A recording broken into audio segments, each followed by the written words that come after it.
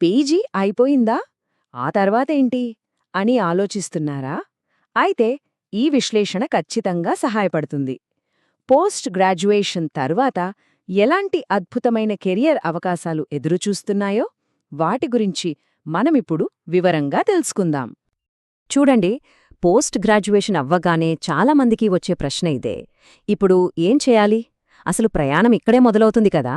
ఒక మంచి ప్రభుత్వ ఉద్యోగంలో స్థిరపడాలా, లేకపోతే రీసెర్చ్ చేసి కొత్త విషయాలు కనుక్కోవాలా? అదీ కాదంటే భవిష్యత్ తరాలను తయారుచేసే టీచింగ్ వైపు వెళ్లాలా? ఈ కన్ఫ్యూజన్కి రండి ఒక క్లారిటీ తెచ్చుకుందాం. అసలు విషయమేంటంటే పీజీ డిగ్రీ అనేది కేవలం ఒక సర్టిఫికేట్ మాత్రమే కాదు. అది 3 అద్భుతమైన ప్రతిష్టాత్మకమైన కెరియర్స్కి దారి చూపిస్తుంది. 1 క్లాస్రూమ్లలో బోధన, 2 ల్యాబ్స్లో పరిశోధన, 3 ప్రభుత్వ పరిపాలన. ఈ 3 దారుల్లో మన భవిష్యత్తును ఎలా వెతుక్కోవచ్చో చూసేద్దాం. సరే, అయితే మనం ముందుగా చూసేది బోధన మరియు అకాడేమియా రంగంలో ఉన్న కెరియర్స్ గురించి. దీన్నే మార్గదర్శి మార్గం అని ఎందుకన్నామంటే ఇది కేవలం ఉద్యోగం కాదు, జ్ఞానాన్ని పంచుకుంటూ ఎంతోమందికి దారి చూపించే ఒక పెద్ద బాధ్యత. మరి ఈ ప్రయాణం ఎలా ఉంటుందో చూద్దాం. అకాడమియాలోకి వెళ్లాలంటే కొన్ని అర్హతలు ఉండాలి. అవేంటంటే ఫస్ట్, పోస్ట్ గ్రాడ్యుయేషన్లో కనీసం 55% మార్కులు ఉండాలి. ఆ తర్వాత యూజీసీ నెట్ లేదా సిఎస్ఐఆర్ నెట్ లాంటి పరీక్షలు క్వాలిఫై అవ్వాలి. సైన్స్ సబ్జెక్టుల వాళ్లకి సిఎస్ఐఆర్ నెట్, మిగతా వాళ్లకి యూజీసీ నెట్ అన్నమాట. ఒకవేళ ఈ ఎగ్జామ్లో టాప్ ర్యాంక్ వస్తే జేఆర్ఎఫ్ అంటే జూనియర్ రీసెర్చ్ ఫెలోషిప్ వస్తుంది. దానివల్ల ప్రభుత్వ నిధులతోనే పీహెచ్డీ చేసే గోల్డెన్ ఛాన్స్ దొరుకుతుంది. ఇక కెరియర్ గ్రోత్ విషయానికొస్తే అకాడమియాలో ఒక క్లియర్ పాత్ ఉంటుంది. జర్నీ అసిస్టెంట్ ప్రొఫెసర్గా స్టార్ట్ అవుతుంది. ఆ తర్వాత అనుభవాన్ని బట్టి అసోసియేట్ ప్రొఫెసర్గా, ఆపై ప్రొఫెసర్గా ప్రమోషన్ వస్తుంది. అంతటితో ఆగదు, యూనివర్సిటీకి డీన్గా కూడా బాధ్యతలు చేపట్టే అవకాశముంటుంది. మరి జీతం సంగతేంటి అని అంటారా? ఈ ఫీల్డ్లో గౌరవంతో పాటు మంచి ఆదాయం కూడా ఉంటుంది. స్టార్టింగ్లోనే నెలకు 60,000 నుండి 1,20,000 రూపాయల వరకు సంపాదించొచ్చు. అనుభవం పెరిగే కొద్దీ ఇది ఇంకా పెరుగుతుంది. సో సంపాదన పరంగా కూడా ఇది చాలా మంచి ఆప్షన్.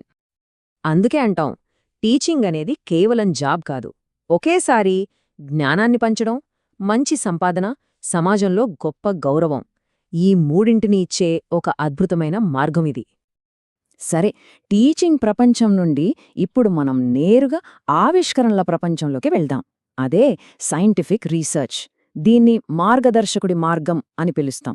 ఎందుకంటే కొత్త విషయాలు కనుక్కోవాలి, ప్రపంచానికి తెలియనివి చెప్పాలి అనే తపన ఉన్నవాళ్లకి ఇది పర్ఫెక్ట్ చాయిస్. మన దేశంలో రీసెర్చ్ చేయడానికి అద్భుతమైన సంస్థలు చాలా ఉన్నాయి. సోషల్ సైన్సెస్లో ఐసీఎస్ఆర్, అగ్రికల్చర్లో ఐసీఏఆర్, డిఫెన్స్లో డిఆర్డీఓ, స్పేస్ సైన్స్లో మనందరికీ తెలిసిన ఇస్రో. అంతేకాదు సిఎస్ఐఆర్ ల్యాబ్స్, ఐసీఎంఆర్, ఇంకా ఐఐటీలు, ఎన్ఐటీలు, ఐఐఎస్సీ లాంటి టాప్ ఇన్స్టిట్యూట్స్ కూడా రీసెర్చర్స్కి స్వర్గం లాంటివి. ఈ సంస్థల్లో కెరీర్ ఎలా మొదలవుతుందంటే రీసెర్చ్ అసోసియేట్గా గానీ, సైంటిస్ట్గా, ప్రాజెక్ట్ ఫెలోగా గానీ స్టార్ట్ చేయొచ్చు. తర్వాత ఫెలోషిప్స్, గ్రాంట్స్ వస్తాయి. ఆపై పర్మనెంట్ సైంటిస్ట్ పోస్ట్ల వరకు వెళ్లొచ్చు. మనం చేసే ప్రతి చిన్న ఆవిష్కరణ కూడా దేశానికి ఎంతో ఉపయోగపడుతుంది. ఓకే, ఇప్పటిదాకా జ్ఞానాన్ని పంచడం గురించి, కొత్త విషయాలు కనుక్కోవడం గురించి చూశాం. ఇప్పుడు ఆ జ్ఞానాన్ని ఉపయోగించి డైరెక్ట్గా ప్రజలకు సేవ చేసే మార్గం గురించి మాట్లాడుకుందాం. అదే గవర్నమెంట్ అండ్ అడ్మినిస్ట్రేటివ్ సర్వీసెస్. ఇది నిజమైన నాయకులను తయారు చేసే మార్గం. ప్రభుత్వ సర్వీసుల్లోకి వస్తే మనకి ప్రధానంగా 3 మార్గాలు కనిపిస్తాయి. 1 యూపీఎస్సీ సివిల్ సర్వీసెస్, దేశవ్యాప్తంగా పాలసీ మేకింగ్లో పాలుపంచుకోవచ్చు. 2 ఇండియన్ ఫారెస్ట్ సర్వీసెస్, ముఖ్యంగా సైన్స్ బ్యాక్గ్రౌండ్ ఉన్నవాళ్లకి పర్యావరణాన్ని కాపాడే గొప్ప అవకాశమిది.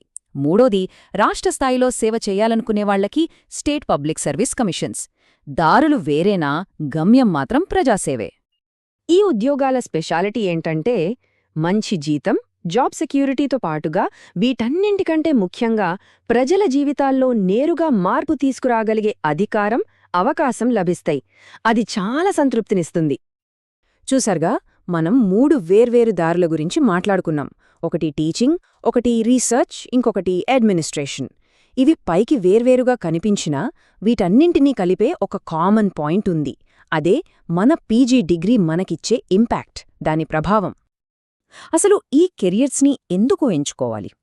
ఎందుకంటే జాబ్ సెక్యూరిటీ ఉంటుంది, సమాజంలో మంచి గౌరవం దక్కుతుంది, లైఫ్ లాంగ్ కొత్త విషయాలు నేర్చుకుంటూనే ఉండొచ్చు.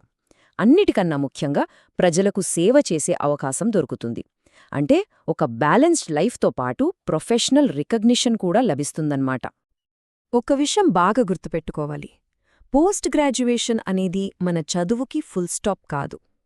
అది మనం సమాజంపై చూపించబోయే ప్రభావానికి, మన ఇంపాక్ట్ జర్నీకి ఒక ఆరంభం మాత్రమే.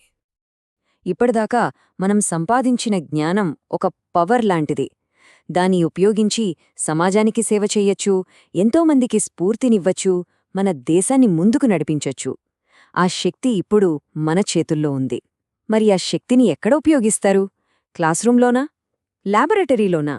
లేక అడ్మినిస్ట్రేటివ్ ఆఫీస్లోనా? నిర్ణయం మనదే.